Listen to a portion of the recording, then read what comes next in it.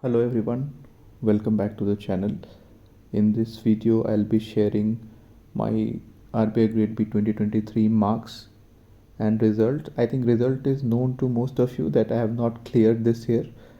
The reason you'll get to know when I go through the mark sheet, and subsequently I would also break down the marks that I have obtained and what were my expected marks, and why is there a gap between my expectation and whatever I have obtained. So let's begin the video. As you know, there are different sections in phase 2 examination. So paper 1 is ESI,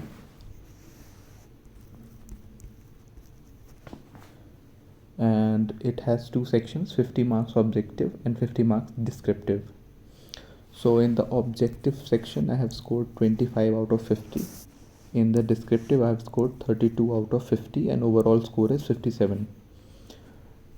Now I'll explain what was my expectation in different sections and are the scores as per my expectation. So after the examination, I calculated my marks in the objective section and I was expecting around 24 marks in objective section and I have scored 25.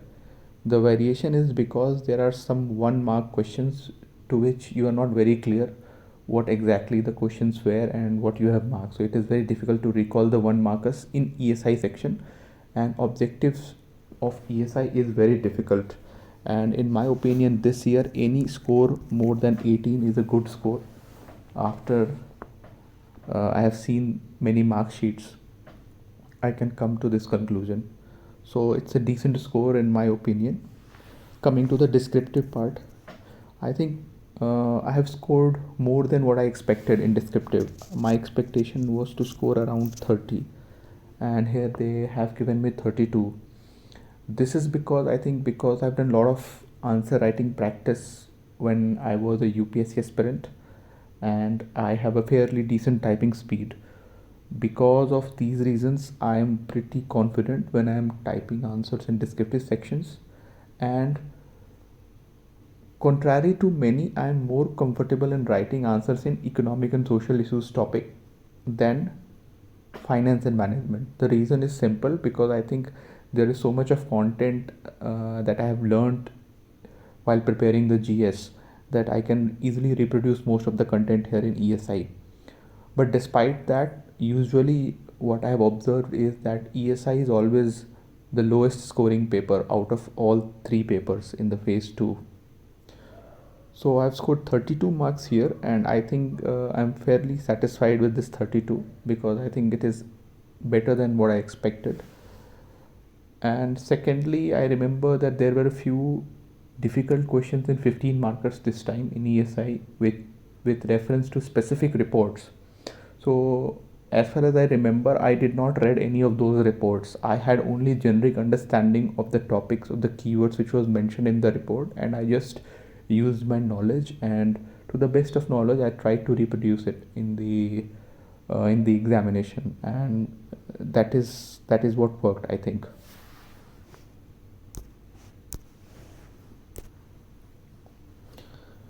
Next section is English section. English, which is all descriptive. There are 3 questions and total 100 marks, so I have scored 55.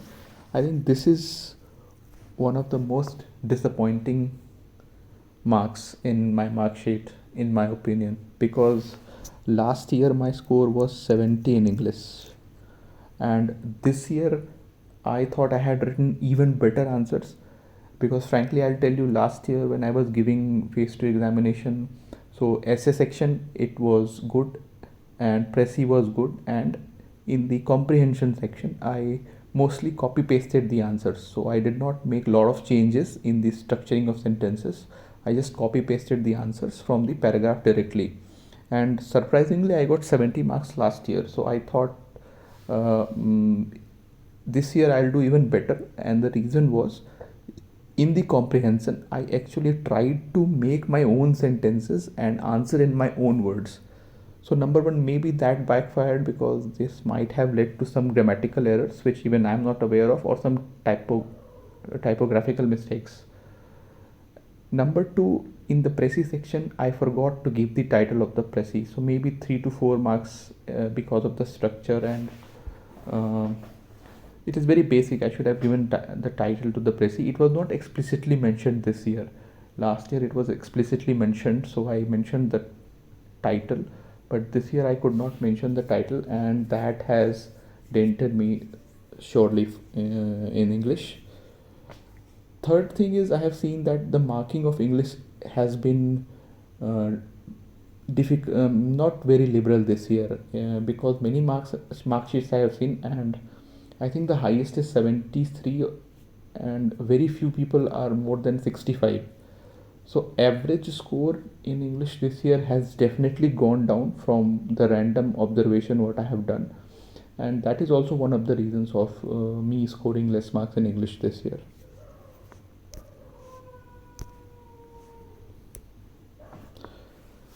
Third is the FM paper, and I think I'm very satisfied with my marks in the FM paper. So if you see, my marks in objective is 42.5.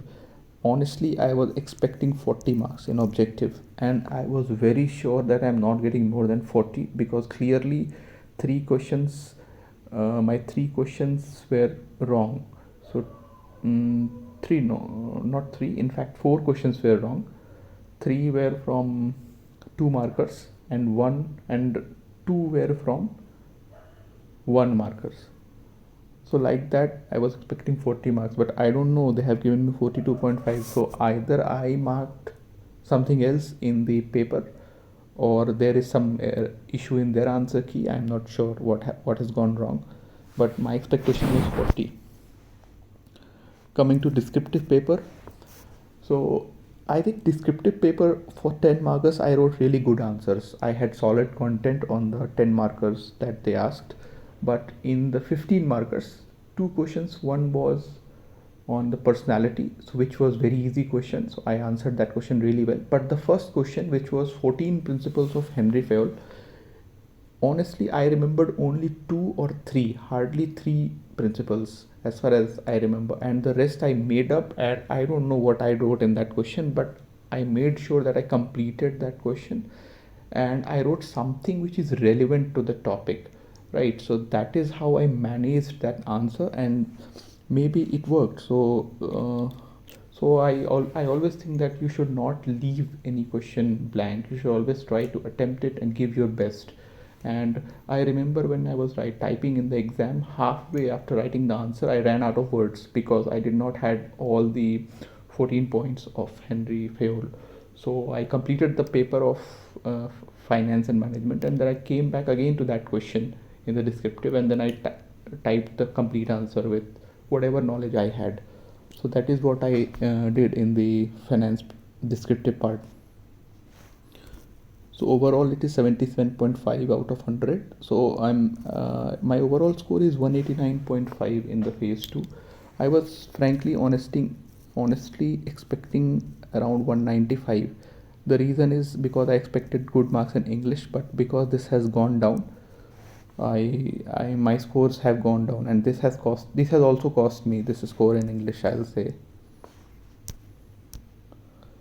Coming to the most difficult section, last year also I scored very poorly. This year also scores are very poor. I scored only 32 interview. What happened in the interview, what was the transcript, I'll make a separate detailed video in this regard. But my reaction to this mark is I'm very disappointed. I'll not say that my interview was horrible. Last year it was horrible, and after the interview I could sense that it is very difficult for me to clear this exam with the level of interview that I have given.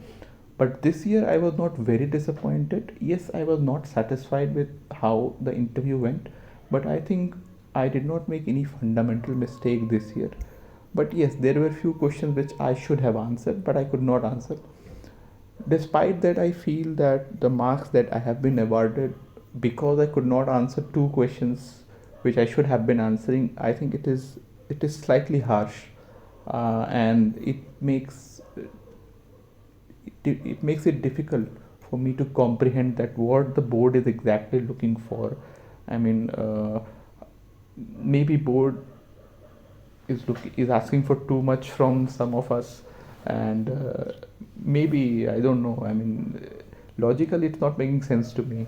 I was expecting somewhere around 45-50, and I'm being very fair with my analysis of how the interview went. But I think board thought something else. They saw something which I could not analyze at this point of time. So my total score is 221.5, and I have missed cutoff by 7.5 marks, so it's a huge margin. So this is how it is, and let's see what happens next. And as of now, I have not started studying for RBI particularly, and if I do, I'll definitely keep you all posted with regard to that. Thank you very much for watching this video. I'll be posting more videos. I think reasoning strategy is still pending in the strategy series, and after that I'll move on to ESI, FM and English, and how we should be approaching those sections. One more video will be there on my interview experience of this year. It will be really elaborate, and I'll try to cover everything what happened on that day and what I think I could have done better, and what are the learnings for all of us in from this process. So thank you for watching this video. Please subscribe if you haven't subscribed yet.